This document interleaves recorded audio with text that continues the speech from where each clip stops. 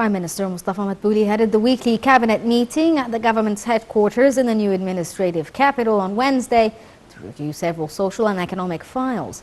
During the meeting, Madbouly extended greetings to the people on the 10th anniversary of the June 30th revolution, which put Egypt back on the right track.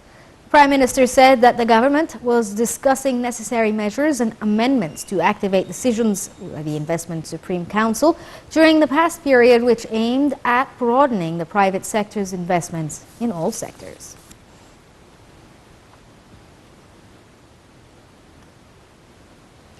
Palestinians returned to the streets of Jenin on Wednesday after Israel ended an unusually intense 48-hour raid, some of them preparing hero funerals for the dead, while others set about repairing the 75-year-old refugee camp. Paving had been churned up by armored bulldozers, causing a water pipe to burst and leaving sodden gullies of rubble that residents, many of whom had holed up at home or evacuated as a precaution, traversed with a grim and businesslike gait. The story. The Israeli occupation army on Wednesday declared the end of a large-scale military offensive in the northern West Bank city of Jenin that killed 12 Palestinians over the last 2 days, including 5 Hamas and Jihad fighters, and injured scores of others. Israeli forces also detained around 150 suspected resistance fighters, while the Israeli raid involved hundreds of forces, drones, strikes and armored bulldozers. As the Israeli army pulled out of Jenin, thousands of Palestinian mourners joined the Jenin funeral procession for those killed. Jenin residents inspected the widespread destruction in the camp. Gaping holes were torn into the buildings, cars were crashed, and the ground was littered with bullets, casings and broken glass.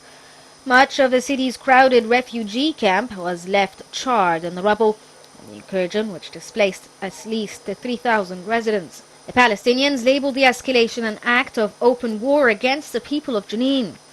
Israel on Monday swamped the city's refugee camp with hundreds of commandos backed by combat drones. The camp houses refugees from 1948 war of Israel's founding.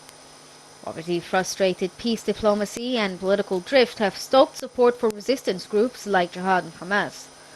The Jenin clashes sparked renewed international concern, and the United Nations decried the violence in Jenin.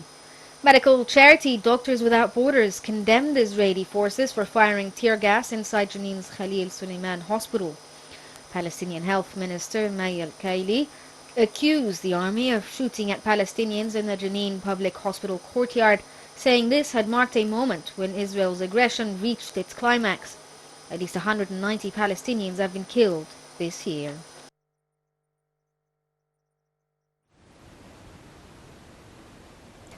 Earlier, the Arab League called for an immediate Arab move at the UN Security Council to stop the Israeli aggression and provide an international protection to the Palestinian people. The call came during an emergency meeting held to discuss an Arab mobilization to counter the Israeli occupation's attacks on Jenin. Egypt's Commissioner Minister and Deputy Head of Egypt's representatives at the Arab League, Al-Abeida Dandarawi, condemned the Israeli aggression on Jenin. And Egypt's permanent representative to the Arab League, Mohammed Mustafa Urfi, said the Jenin offensive would hinder efforts to bring reconciliation after months of escalating violence.